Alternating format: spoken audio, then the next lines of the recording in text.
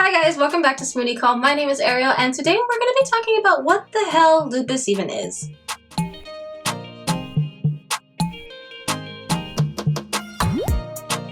I didn't want to get into my personal journey with lupus right away just because that specific video is most likely going to have terminology and phrases that would be easier to understand if I gave a little crash course first. So let's get started. Blah, blah, blah, blah.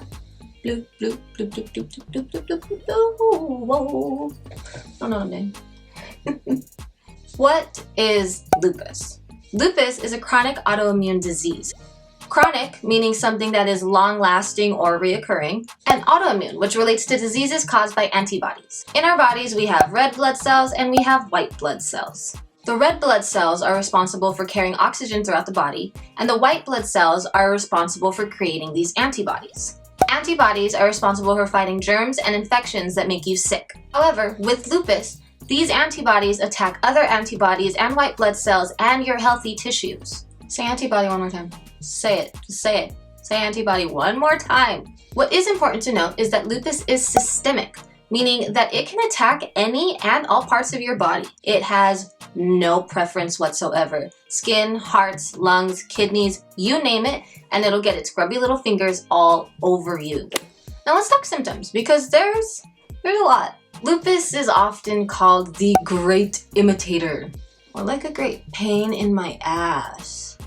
This is because a lot of the symptoms mimic diseases that you won't necessarily have. And it's not uncommon for a patient to be misdiagnosed with other chronic diseases like fibromyalgia, rheumatoid arthritis, or even multiple sclerosis. All of which I want to discuss in future videos, so stay tuned for those.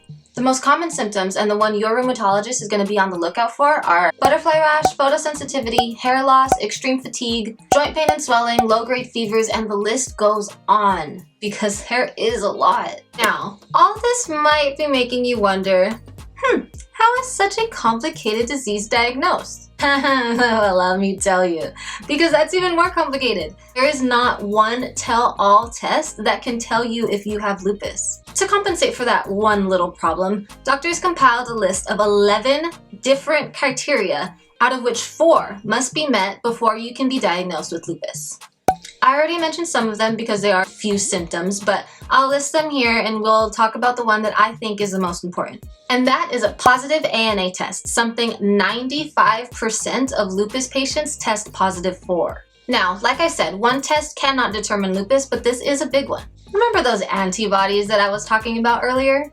Yep, we're bringing this full circle. They're the ones that are supposed to be fighting the bacteria and germs in your body instead of attacking your healthy tissues. Yeah, those ones. The ANA panel checks for these, and more specifically, antibody double-stranded DNA, anti-Smiths, and other things with numbers and letters in the name that don't really matter. A positive ANA test, in combination with 3 other criteria, tells your doctor, hey, maybe we should look into lupus for you because something is definitely up. And last but not least, the treatments. Just as there is no one way to determine if you have lupus, there is also no cure. But are we even surprised? No, not really. Not even a little bit. Not even a little bit. However, there are plenty, and when I say plenty, I mean plenty of medications at your disposal. I mean, just look at the stock I got. Soon I'll be getting into different categories and names and what they do in a different video. But for now, the most common medications that you should probably know about are hydroxychloroquine, otherwise known as Plaquenil, mycophenolate, otherwise known as Selcept, and prednisone, a steroid. All of which that can be taken short-term or long-term depending on the severity of your symptoms. Beyond that, it's really important for a patient to eat healthy and exercise within your limits, of course. My limits being no exercise, but that's just me. Okay guys, that is it for me. Go out into the world and spew these amazing facts that you just learned to anybody you meet. I am kidding. Please keep social distancing. Make sure to give this video a like, comment, and subscribe, and I will see you guys next week. Bye!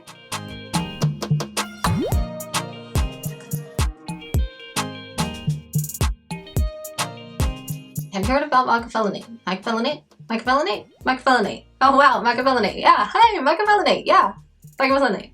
Mycophenolate. Mycophenolate.